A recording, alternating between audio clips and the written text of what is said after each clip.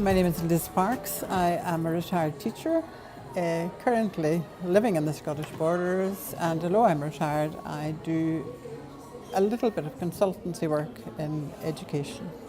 Well, that's a good start, because one of the questions I was going to ask you, and I'll start with that, is to do with education broadly. The SNP have extended the vote to 16-year-olds in the forthcoming referendum. And I wondered, as an ex-teacher and somebody still concerned with education, how you feel about that, if you think they will give a meaningful account of themselves when given such an important task as voting in the referendum.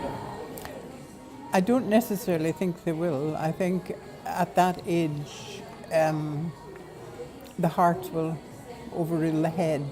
And I also don't think there has been enough information given to them in the schools. Although I can understand that schools have to perhaps be political-free zones. But even out with the school, there has not been a lot of effort made to get these groups together to give them information. Thank you, that's interesting you should say that. There are, of course, a whole lot of referendum issues. We've heard them explained in great detail. Do you think there are any issues that haven't been correctly aired from your point of view that you'd like to hear a bit more about?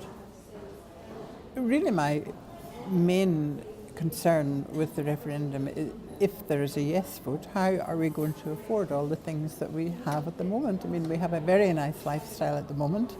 We have our professional pensions, we have our state pensions, we have excellent health care, second to none, and I just wonder how all of that is going to continue. Well, that's a common concern, I think, that all the things which I won't say take for granted, that's perhaps the wrong, but that we do enjoy, may well be under threat.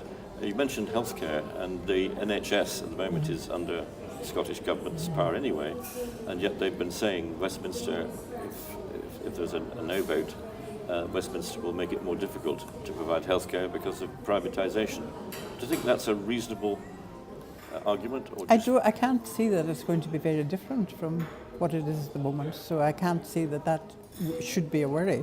I mean, we're exceptionally lucky in the borders, and I realise that we have healthcare that's second to none, and very short waiting lists and things like that. But I cannot see how things are going to change. The borders is a unique area. It's a combination of towns, cities and wide open spaces.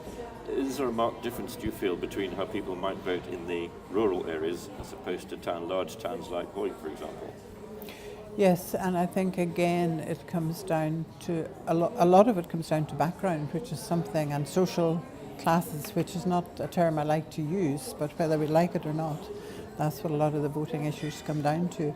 And I feel that as far as no voters are concerned, and the parties who are involved with no voting, they are looked upon as being the upper crust toffs who don't really know what's happening in the real world. It's always good to be an issue of class somewhere. Let me ask you on a slightly different tack. Do you think that Alex Salmond has been a good leader of the Yes campaign? I think Alex Salmond is actually a brilliant politician, but I do not like the way he goes about things and the way he almost bullies people into sharing his views. I like the sharing of the views. Sharing of you down out there. I use the term loosely. Well, you often do. So does something like a televised debate enhance the referendum, or does it really not matter? I don't actually think it did very much to it. I don't think it will change people's views on how they vote. Yes. Do you put a lot of strength on the opinion polls, what they say, or is that just another diversion? I will freely admit to following them and feeling a bit dismayed when the vote is getting closer. But anything can happen. Well, anything can and probably will. And finally, a couple of questions. We've been talking about issues involved with voting no for Scotland. If we turn it round and say, if Scotland were to remain part of the United Kingdom, can you think of some particular gains that you would see as being worth mentioning as a reason to stay in the United Kingdom?